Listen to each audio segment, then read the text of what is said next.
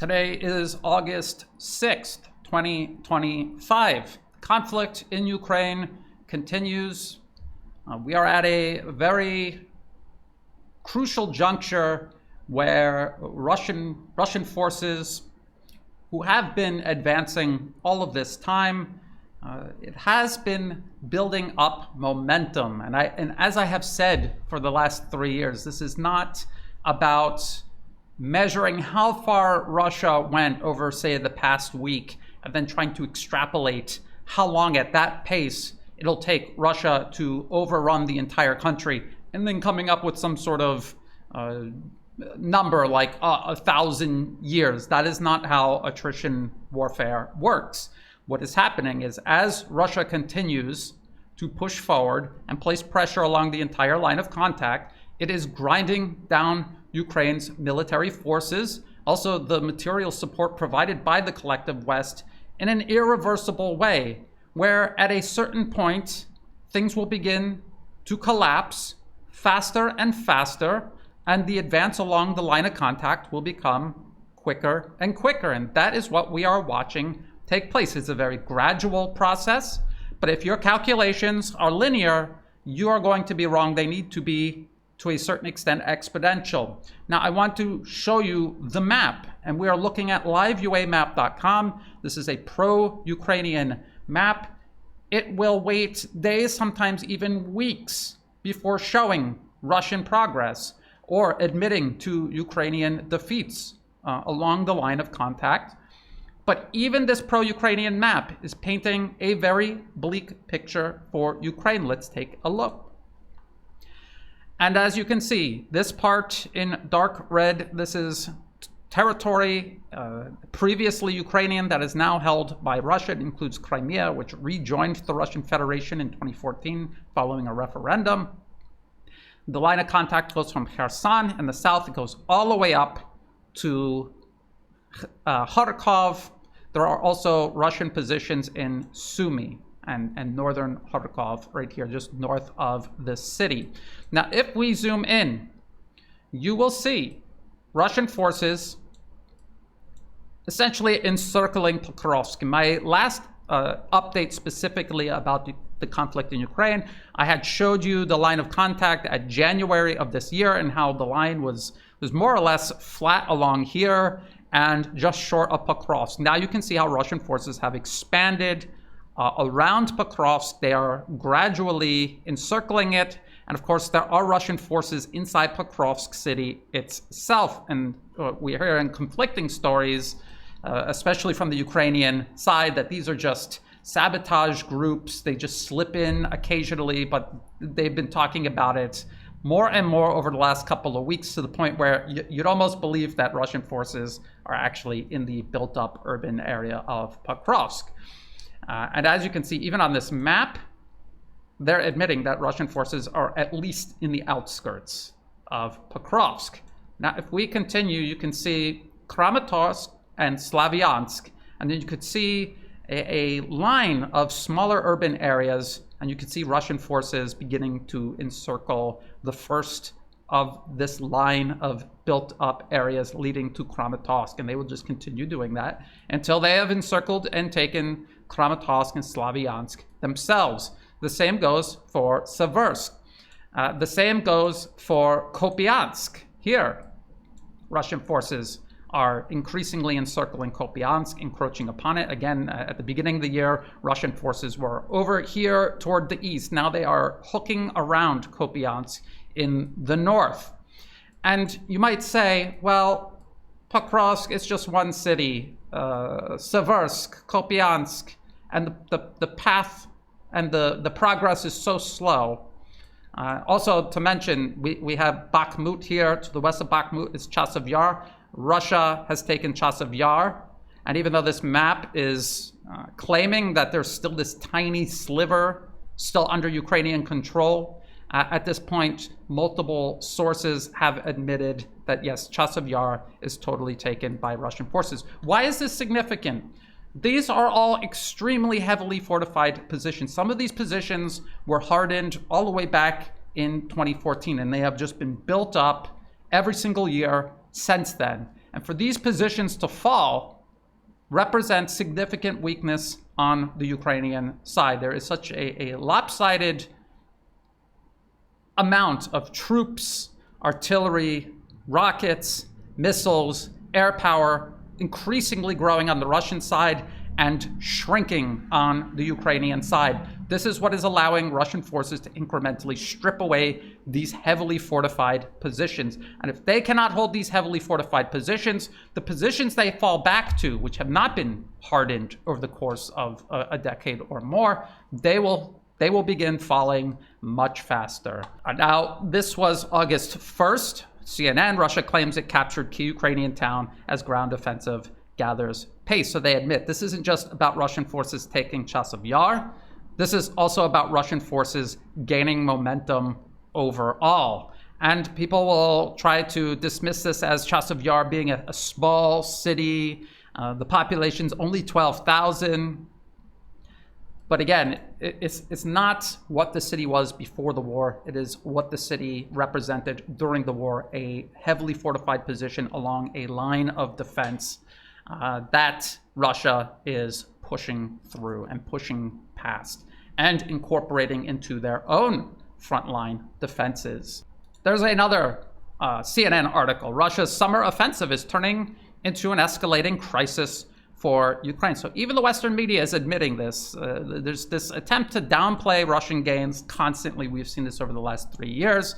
But there is an increasing number of articles across the Western media, even Ukrainian media, admitting how critical the situation is. And of course, the answer at the bottom of all these articles is we need more weapons, we need more troops, we need to do this and that and the other thing to stop Russia. But of course, everything that can be done is being done, and it still simply isn't enough. I've talked about military-industrial production and how hard it is for the West, especially to expand it, especially since at the same time, Russia continues to expand their military-industrial production. And they're doing it still 3 years later, more effectively and more widely than the whole collective West combined is.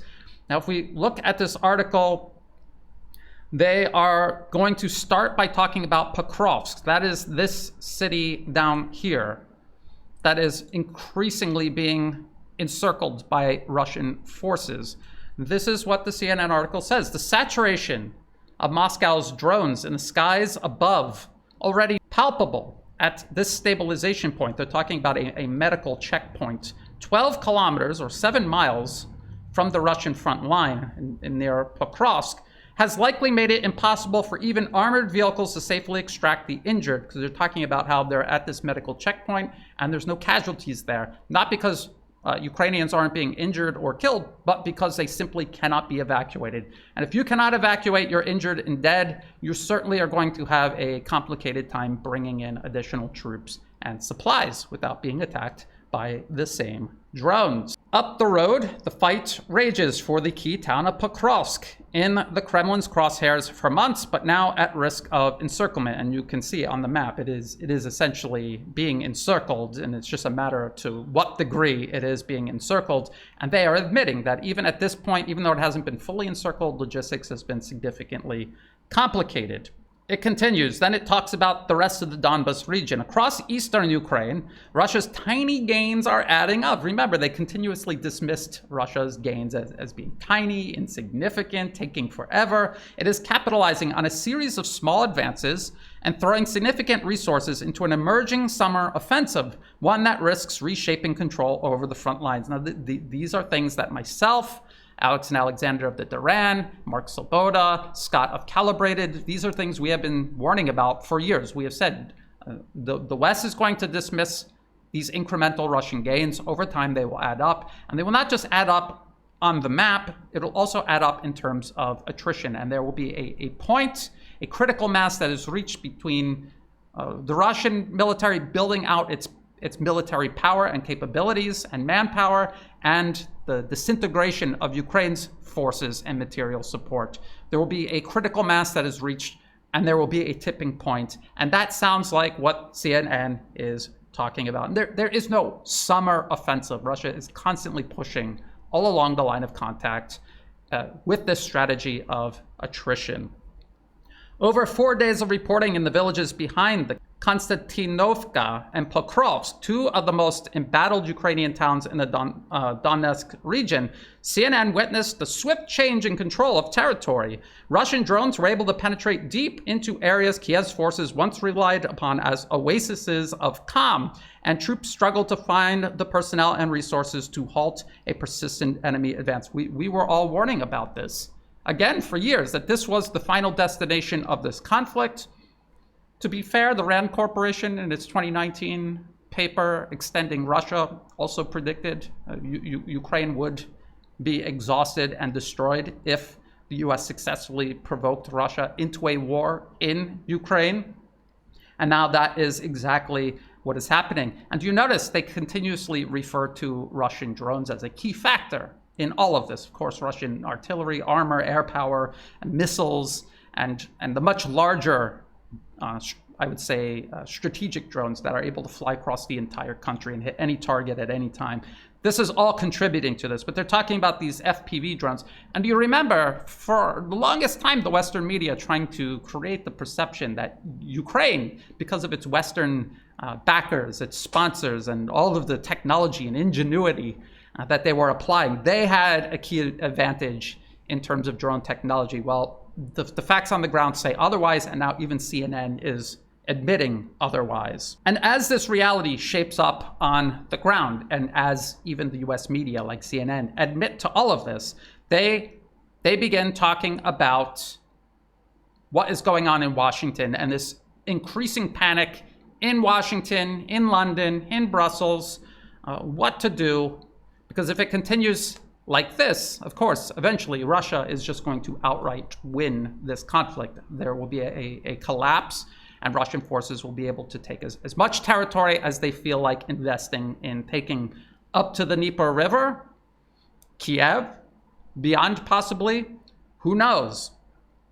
And so what the United States is doing, and this was always the plan, they are trying to freeze the conflict. They're not trying to end it. They don't want peace with Russia. They just want to freeze it so they can reorganize and rebuild Ukraine's military forces and start fighting at a later date when the conditions are more favorable for their potential victory, or at least to perpetuate the conflict for as long as possible. Again, the RAND Corporation paper is literally titled Extending Russia. The whole point is to not necessarily defeat Russia in any one of these conflicts, but to create a global arc of crisis that overextends Russia and then perhaps precipitates some sort of Soviet-style collapse inside. That is the ultimate goal here. So let's read about what Washington is trying to do, the Trump administration. The Russian momentum comes as US President Donald Trump radically shortened his deadline for Russian President Vladimir Putin to make peace from 50 to up to 12 days. And it's not about making peace. It is about a ceasefire so the conflict can be frozen, so that European and non-European troops can move into Ukraine and create a Syria-style buffer zone. Again, so the fighting can begin at a later date when factors are in favor of the US and its client states, and of course its Ukrainian proxies. Trump said he was very disappointed in Putin and suggested the Kremlin head had already decided not to entertain the ceasefire the US and its European allies have demanded for months. Again, the reason Russia will not agree to the ceasefire is because it is not a ceasefire on the path toward peace. It is a ceasefire to move in Western forces and to harden and freeze the conflict and then restart it at a later date. And Russia gains nothing by allowing that to happen. Look at what happened in Syria. The exact same thing happened in Syria. The US has now fully collapsed and overrun Syria. There's a client regime running the country there, headed by literal al-Qaeda terrorists that the Trump administration has now officially delisted, despite literally being al-Qaeda and connected to ISIS. So the pretext for US involvement in Syria always was al-Qaeda and ISIS, and now the US has deliberately installed a client regime into power headed by ISIS, al-Qaeda. The reduced time frame was welcomed by Kiev and may provide a greater sense of urgency in Western capitals over diplomatic and military support for Ukraine. But it seems unlikely to alter Moscow's course, where its superior manpower, tolerance for casualties, or perhaps they're not suffering the number of casualties the West constantly says they are. That's also a possibility. And vast military production line is beginning to reap dividends, which is what I and many others constantly said would happen. It would continue to gain momentum and reach a critical mass. Now that point is either here or will be very shortly. And so this brings me to US President Donald Trump and this growing confrontation between the US and its ally and friend, India. Nations are only allies and friends of the United States as long as they're obedient and they place Washington's interests above their own interests. And because India will not do that, not necessarily doing anything wrong or dangerous or threatening to the United States, but simply putting their own interests first over Washington's demands, now there's this growing confrontation between the US and India. And this is about India continuing to buy Russian oil. China also buys a significant amount of Russian oil, and the US wants to stop this. This began under the Biden administration with sanctions and all kinds of schemes meant to target the export of Russian energy to other countries, including especially India and China. And it now continues uninterrupted under the Trump administration. This is nothing new. This is simply President Trump picking up exactly where the Biden administration left off. So now I had warned people even before the 2024 election that this is exactly what the Trump administration was preparing to do. Yes, there were certain times where President Trump, during the campaign, said he was going to end the conflict in Ukraine. He said he would end it in 24 hours. But if you listen very closely to the actual policies that they were discussing, the things that they were talking about, it wasn't to move America toward peace globally and then look inward and invest inward and rebuild the United States. It was always to continue the pursuit of American primacy abroad, just reorganize the effort because they were reaching obstacles that they could not cross. And do you remember this Newsweek article from October 2024? So before the election, J.D. Vance tells Tim Dillon, U.S. needs weapons to fight China, not Russia. And a lot of people, when they heard this, for some reason they thought, see, President Trump wants peace. For some reason, they didn't hear to fight China and realize, isn't that a larger, more dangerous war than even this proxy war being waged against Russia? They also didn't look into the details to see that J.D. Vance wasn't suggesting actually ending the conflict in Ukraine. He was talking about division of labor and strategic sequencing, dumping the conflict off onto Europe, forcing Europe to pick up where the US has been investing, so the US can take its resources and focus on China, but now, as we know, also Iran. And in this article, it says J.D. Vance has suggested stability in the Indo-Pacific and supporting Taiwan should be a higher priority for the U.S. than military aid to Ukraine. It's very interesting, stability and supporting Taiwan, when in reality, the U.S. just wants to create an almost identical conflict with China in the Asia-Pacific region as it has in Eastern Europe through Ukraine. The Ohio senator has advocated a negotiated settlement in the Ukraine conflict, with which the Harris campaign previously described to Newsweek as a surrender plan for Kiev. But if you actually look at the details of the so-called settlement, and that's in this article, which is a month earlier, September 2024, J.D. Vance floats Donald Trump deal to end war in Ukraine. If you read the details, it's not about ending the conflict at all. It's about freezing it. So even back then, they were telling you they were going to freeze, not end this conflict. They were never going to address the fundamental issues that created it in the first place. They were simply going to freeze it. Donald Trump's running mate, J.D. Vance, has suggested how their administration might seek to end Russia's war in Ukraine should they win the White House. Vance said potential peace talks with Trump could involve a heavily fortified demilitarized zone at the country's borders. So that is not ending the conflict. That is freezing it and creating an armed standoff. That is exactly what that means. There's no other way to interpret that. And now, as you can see it being shaped and put into place, it is undeniably what that actually was.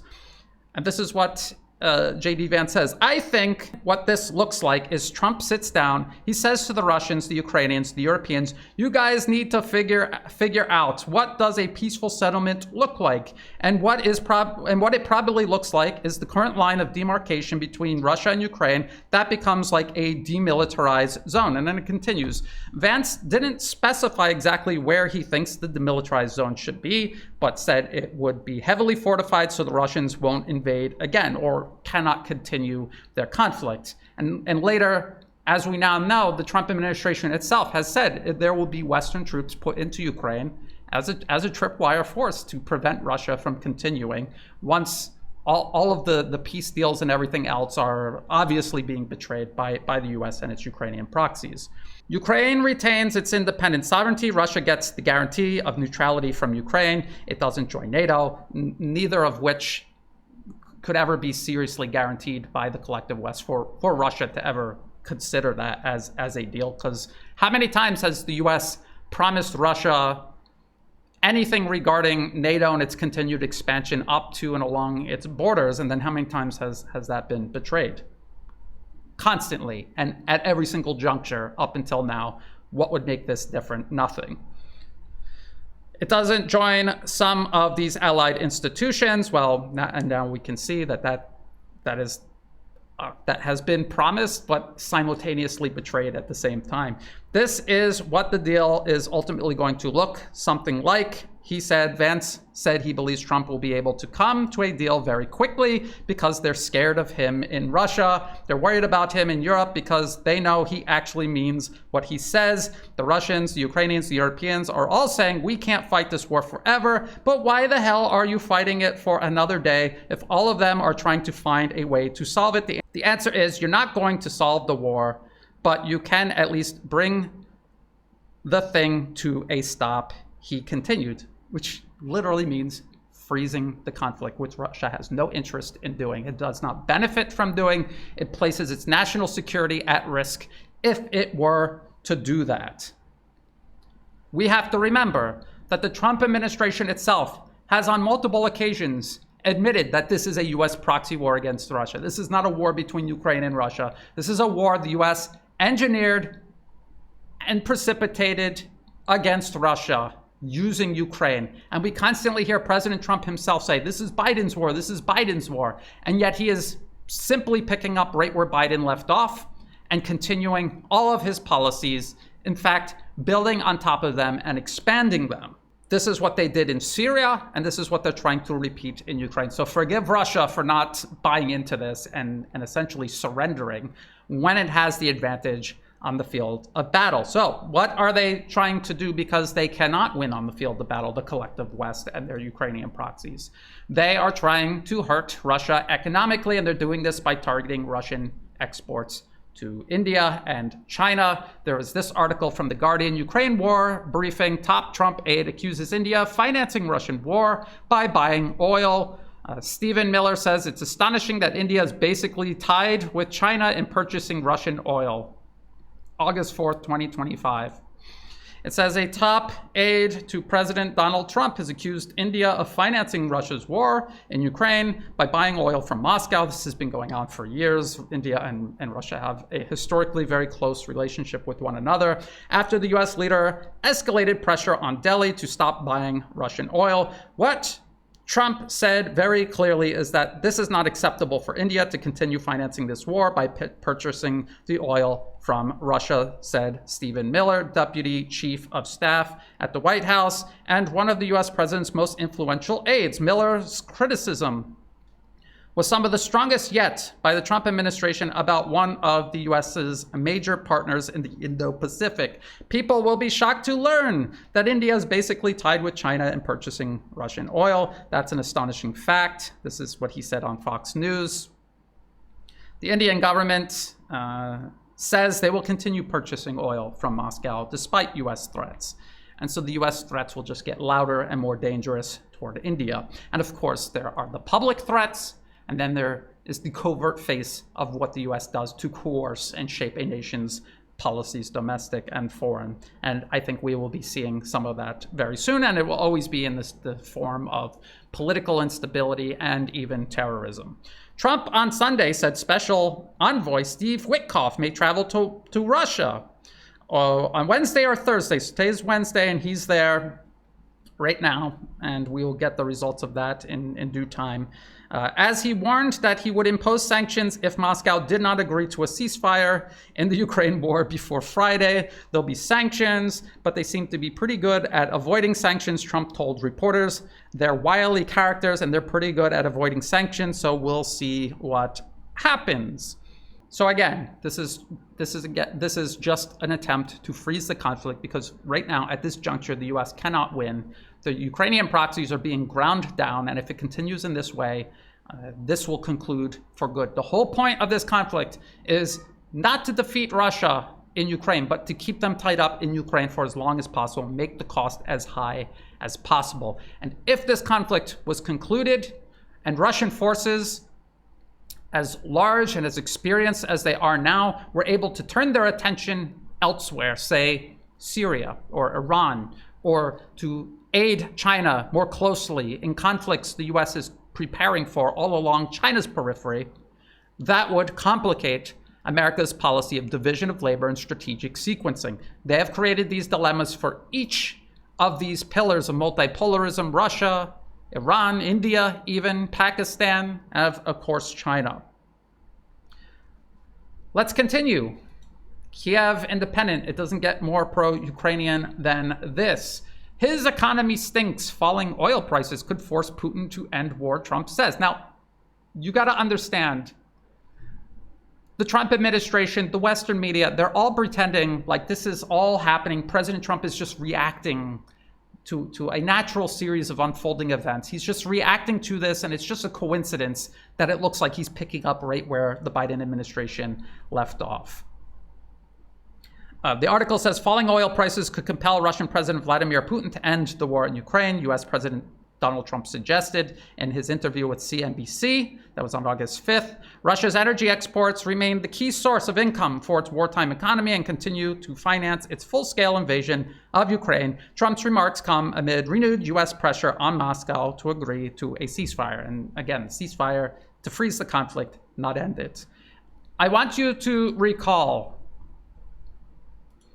this February 2025 directive, U.S. Secretary of Defense Pete Hegseth delivered to Europe in Brussels. I've talked about this many times. This was the Trump administration openly saying they weren't going to end the war. They were going to expand it, escalate it. They wanted to freeze it and create a Syria-style buffer zone in Ukraine. They had no intention of making any sort of peace at all whatsoever with Russia. They talked about European and non-European troops creating a force to essentially occupy Ukraine. They talked about expanding NATO funding from 2 to 5% of the GDP of each member nation. They talked about Europe doubling down on arming and backing Ukraine so the US could pivot and could pursue a conflict identical to this, but against China and the Asia-Pacific region. And then down here it says, to further enable effective diplomacy and drive down energy prices that fund the Russian war machine, President Trump is unleashing American energy production and encouraging other nations to do the same.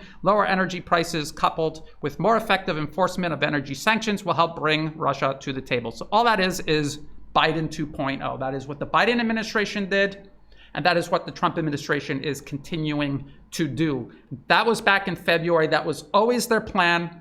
Nothing anyone said or did was going to change that. The whole job of the Trump administration is not to come up with the policy. It's already written down in these policy papers years before the election even took place. The job of the White House right now is to sell this to the public as if this was all arrived at because of just a spontaneous chain of events out of their control, and they're just reacting to it. And this is something that they have to do, not something that they had planned all along to do. But again, if you're paying attention and keeping track of all of this, it was obvious that was what they were going to do all along. This is a U.S. war on Russia. It's not a war between Ukraine and Russia. The U.S. is simply mediating between.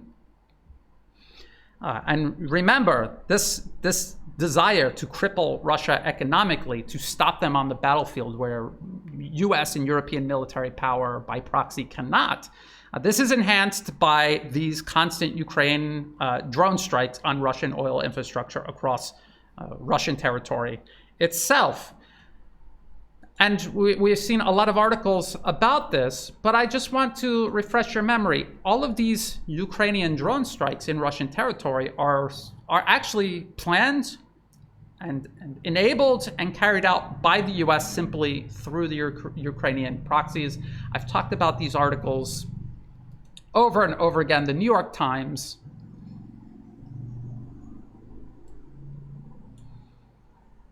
the spy war, how the CIA secretly helps Ukraine fight Putin. The CIA took over Ukraine's intelligence agencies from 2014 onward, so before the special military operation in 2022. This article was published in 2024, and they admit that everything Ukrainian intelligence agencies do is the result of essentially the CIA directing, training and directing all of it. So these drone strikes across Russian territory, these sabotage operations across Russian territory, these are being planned out by the CIA, and they're being carried out inside Russia by teams trained by the CIA.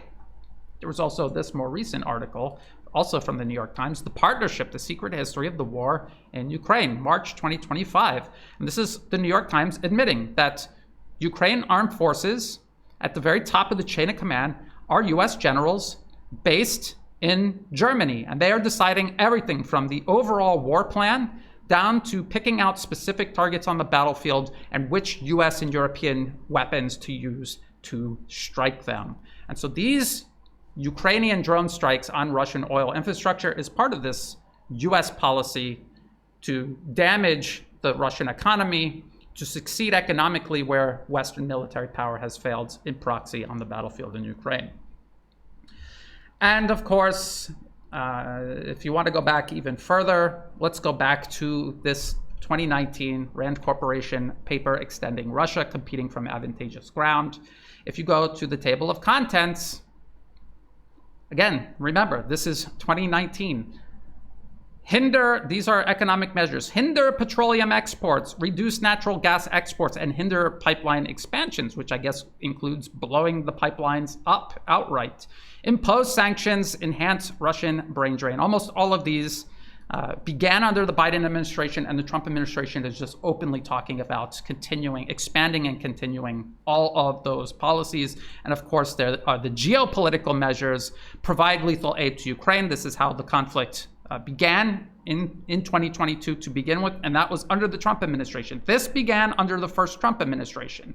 Increase support to the Syrian rebels, and we see where all of that has now led. Promote regime change in Belarus, that was also attempted and failed. Exploit tensions in the South Caucasus, this continues to this day. Reduce Russian influence in Central Asia. Challenge Russian presence in Moldova. All of these and more are being pursued by the US right now and have been since 2019 when this was published, and actually even before that, since 2014, and even earlier than that even. So this is where we really are. This is a neocon foreign policy that has continued uninterrupted since the end of the Cold War.